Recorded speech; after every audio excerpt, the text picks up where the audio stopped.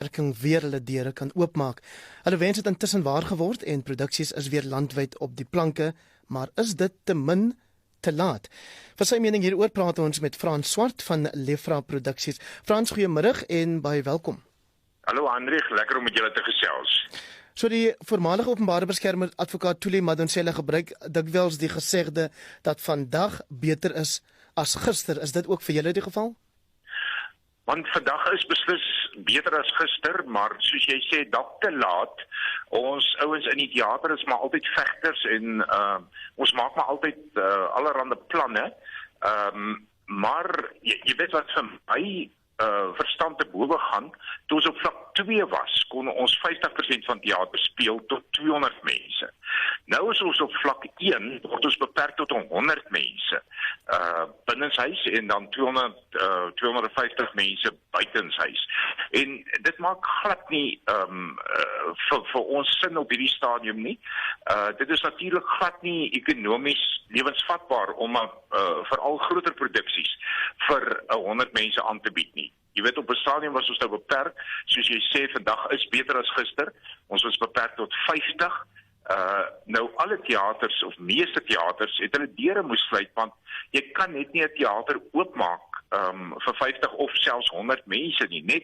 Net jou infrastruktuur, die mense wat in die teater werk en wat moet betaal word, is baie duurder as wat daai inkomste is wat jy van 100 mense kry. So ons is glad nie tevrede met die 100 mense nie. Soos ek nou gesê het, dit maak glad nie sin nie. As 'n mens konsekwent sou wees, dan moet ons uiteindelik op vlak 1 meer as 200 mense kon wees. Jy weet, in ons ouens wat in die teater werk, ons sê altyd dat teatermense is meeste van die tyd verantwoordelike mense. Ons het gesien in die tye toe ons vir 50% kon speel, mense het nie eers hulle maskers afgehaal nie.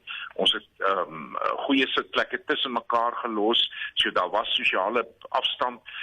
Al die regulasies is by die boek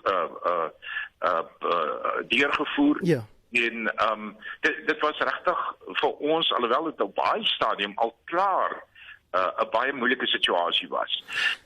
Jy weet dan ook jou beplanning. Geen mens kan 'n beplanning tans doen nie, want ek weet ons almal hier by Lefra het ons byvoorbeeld Groot Grotman 2 gehad by Atterbury en die president het net gekom met immediate effect.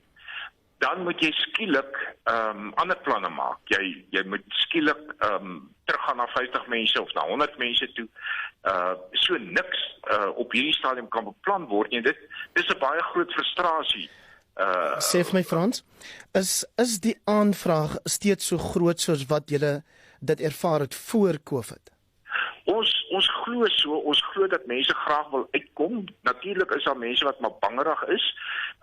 Maar ons het gevind die tye wat ons wel vir die 100 of 50 gespeel het. Ek neem byvoorbeeld ons is betrokke nou by Kampoer by die Markteater 50 mense. Nou om 50 mense uit te verkoop is glad nie moeilik nie, maar ons kon nie voorbly nie. Ek meen die produksie is, omdat ons net vir 50 mense kon speel, is dit omtrent 2-3 weke voor die tyd uitverkoop. Ja. En dan is die frustrasie, jy het daai aanvraag, maar jy kan nie meer mense inlaat nie. Frans, wat sê julle eie projeksies? Hoe lank gaan dit neem om hierdie finansiële skade en werkverliese te herstel? Ja, mense besef nie altyd hoeveel mense in teaters werk. Jy weet, ons dink aan die akteurs, die sangers, musikante, maar dan is daar soveel backstage mense, die verhoogbestuurders, die plekaanwysers, die kroegmanne. Daardie mense sit tans totaal sonder werk. Jy weet, ons moes byvoorbeeld Smokey het ons nou al vir die 3de keer uitgestel. Ons het hom nou uitgestel na Oktober 2021. Ek raak skoon die mekaar met al die jare soos wat ons goed aanskuif en probeer red. En elke keer kos dit geld. So op hierdie stadium kan ek vir jou sê dis totaal negatief. Ons op die Waterkunstefees byvoorbeeld is nou uitgestel na Januarie 2022. Nou net die verlies wat aan belastings, byvoorbeeld net met ons 2 vaarte is 4 miljoen rand, net aan belastings vir daardie vaarte. Nou MSC Cruises byvoorbeeld het 200 vaarte, die regering verloor 8 miljard rand net deurdat hulle onbevoeg is om 'n besluit te neem. Daar is heeltemal 'n nuwe strategie vir cruising byvoorbeeld wat MSC in Italië baie goed en in Europa baie goed doen, dat elke persoon wat op die skip gaan word voor die tyd getoets en net mense wat COVID negatief is mag op die skip gaan. So dit is in alle geval, daai bubble is dan veiliger as byvoorbeeld 'n winkelsentrum. En dit gaan my verstand te bowe as 'n mens kyk na kuierplekke. Jy weet daar is baie keer mense sien oral baie keer 1000 mense sonder 'n masker, sonder sosiale afstand. Dit word toegelaat, dit word glad nie beheer nie, maar dan ons kuns en kultuur word hierdeur erg geraak en dit is 'n baie sad dag. Jy weet en daar is ook 'n petisie gaan net met mense ook praat. Ons petisie oor die oopmaak van teaters is nog aan die gang. Ons het binne die eerste 10 dae het ons al 8000 handtekeninge gekry. Ons vra tog dat mense dit sal teken baie maklik sommer op ons webtuiste www.lefra.com of mense kan maar net gaan Google ook Open Theatres Petition. Maar daar is ook 'n petisie wat tans aan die president oorhandig is om te vra dat die agbare minister van Kuns en Kultuur, Nathi Mthethwa, dat hy bedank.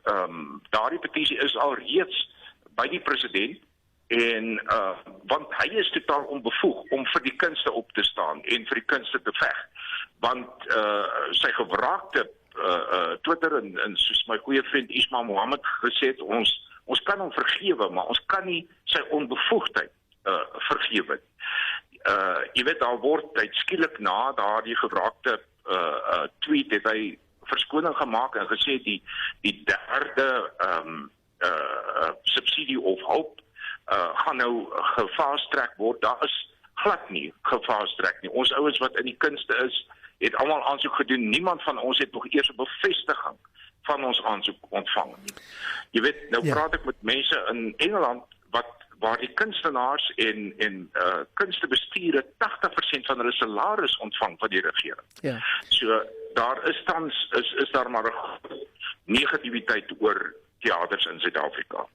Frans, baie dankie vir jou tyd en baie sterkte aan jou en jou kollegas in die kunstebedryf. Die Nasionale Kunstraad het intussen erken dat hy lelik met die toekenning van noodfinansiering aan Suid-Afrikaanse kunstenaars droog gemaak het en die mense hoop dat dit 'n verskil sal maak. Ons bly by die tema van kunste om 'n rolprent